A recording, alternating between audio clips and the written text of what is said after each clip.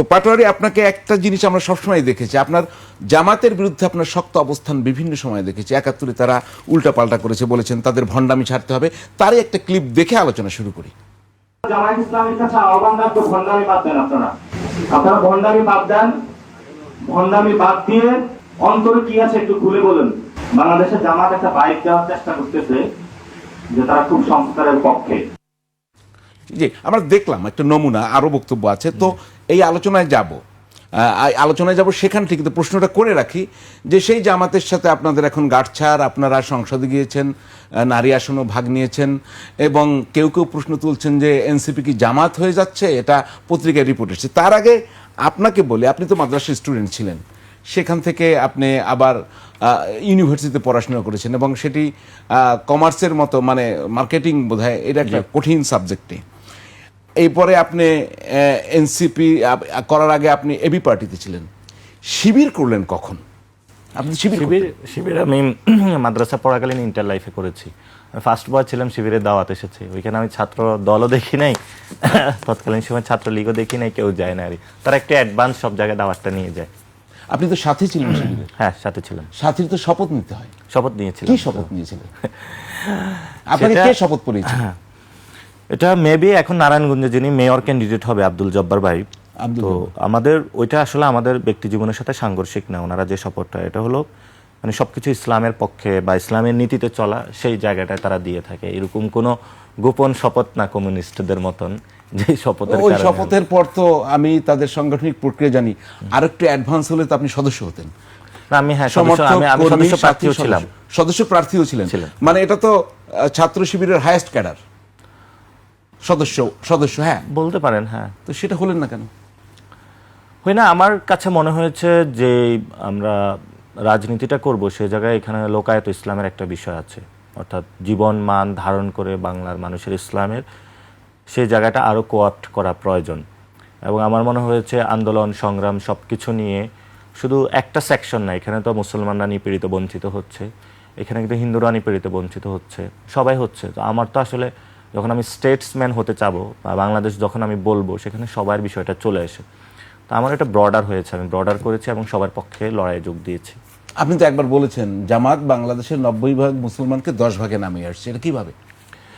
এটা হলো আমাদের মানে যখন আপনি কোনো ইসলামিক নামে পলিটিক্যাল পার্টি গঠন করেন এবং আপনি এটার প্রতিনিধি করেন, সেই প্রতিনিধিত্বের জায়গা থেকে অন্যদের কিন্তু খারিজ করে দেওয়া হয়। অর্থাৎ আপনি যখন বলতেছেন যে জামায়াত ইসলামী, অর্থাৎ বাকিরা কি তাহলে না, তারা কি ইসলামের মধ্যে নাই? অবশ্যই আছে আরই।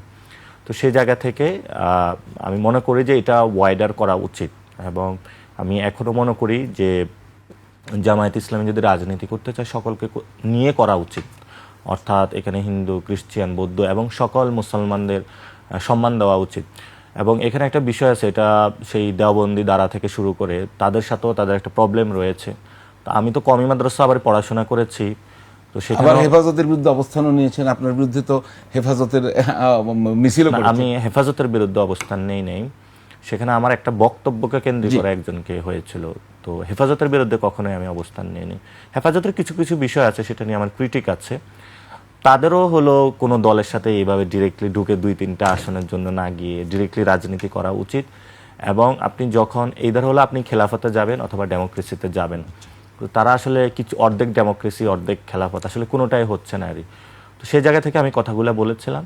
আর যে অ্যালায়েন্সটা হয়েছিল এটা হলো ভোটিং বা পলিটিক্যাল অ্যালায়েন্স আরই। তো যেমন আমি ব্যক্তিগত মনে করি না যে জামায়ের সাথে বসলে হলো আমার না, আমি ওইটা জামান, কিন্তু আমার কথা হচ্ছে আপনি কি পছন্দ করেন, ডেমোক্রেটিক সিস্টেম না খেলাফত? আমি অবশ্যই গণতন্ত্রকে শ্রদ্ধা করি, বুকে ধারণ করি, এবং আমি মনে করি যে গণতন্ত্রই হলো বাংলাদেশের ভবিষ্যৎ। গণতন্ত্র ছাড়া যদি বাংলাদেশের এখানে অন্য কোনো কিছু হয়, তাহলে সাউথ এশিয়াতে বাংলাদেশের ডিস্টেবিলিটি হবে, এবং বাংলাদেশের সবাইকে নিয়ে যে স্টেটটা বর্তমানে আছে, এই স্টেটটা একটা সংকটের মুহূর্তে পড়বে। তাহলে সেই ধরেন অবশ্যই ডেমোক্রেসি এমন গণতন্ত্র হতে হবে যে গণতন্ত্রে এখানে যে ইসলামী মূল্যবোধ সেটাকে অবশ্যই হলো ধারণ করতে হবে। আপনি এখানের যে মানুষের যে আবেগ অনুভূতি, তাদের প্রতিদিন 5 ওয়াক্ত যে নামাজ, এগুলোর বিরুদ্ধে দাঁড়িয়ে সেই গণতন্ত্র এখানে কায়েম করলে হবে না। তো সেই জামাতের সঙ্গে থেকে, মানে কেউ বলেন জামায়াতের কোলে উঠে, কেউ বলেন জামায়াতে বিলীন হয়ে কি আপনারা গণতন্ত্র প্রতিষ্ঠা করতে চান কিনা, মানে আসলে পদ্ধতিটা কি? কেউ কেউ বলছে জামায়াতের পেটে ঢুকে গেছে। না, আমরা তো শুরুর যাত্রাটা এককই করেছিলাম, পরবর্তীতে ইলেকশনের সময় আসলে বাইনারি হয়ে যায়। তো এখানে আমাদের মূল এজেন্ডা বা প্রিন্সিপালের জায়গা ছিল যারা সংস্কারের পক্ষে কাজ করবে বা কমিটমেন্টটা দিবে, তারা যেহেতু কমিটমেন্ট দিয়েছিল এবং তারা স্টিল মাঠে এটা নিয়ে কিন্তু আমরা একসাথে সমাবেশ করতেছি, সেই জায়গা থেকে কিন্তু জোটটা হয়েছে। বিএনপি সংস্কারটা চায় না, হয়তো বা বিএনপি সংস্কার চাইলে বিএনপির সাথে আমাদের জোটটা হতো। ফলত এখানে জামায়াতের যে আদর্শিক অবস্থান অথবা যেটা, সেই জায়গা থেকে আমরা কিন্তু জোটটা করি নাই। আমাদের একটা মধ্যপন্থী দল আমরা, এবং আমরা বিশ্বাস করি ডান বাম এখানে মূল রৈখিক বিষয় না। এখানে মূল রেখার বিষয়টা হলো আমাদের হলো গণতান্ত্রিক সংগ্রাম এবং অর্থনৈতিক সংগ্রাম। আমরা এটাকে বিচার করেছি। আমরা মনে করেছি সংস্কার হলে বাংলাদেশের গণতন্ত্র ঠিক হবে, এভাবে হলে ভোট ডাকাতি হবে না। গণতন্ত্র এস্টাবলিশ হলে এখানে মানুষের যে অর্থনৈতিক সংগ্রাম আছে সেই জায়গাটা আমরা গুছিয়ে আসতে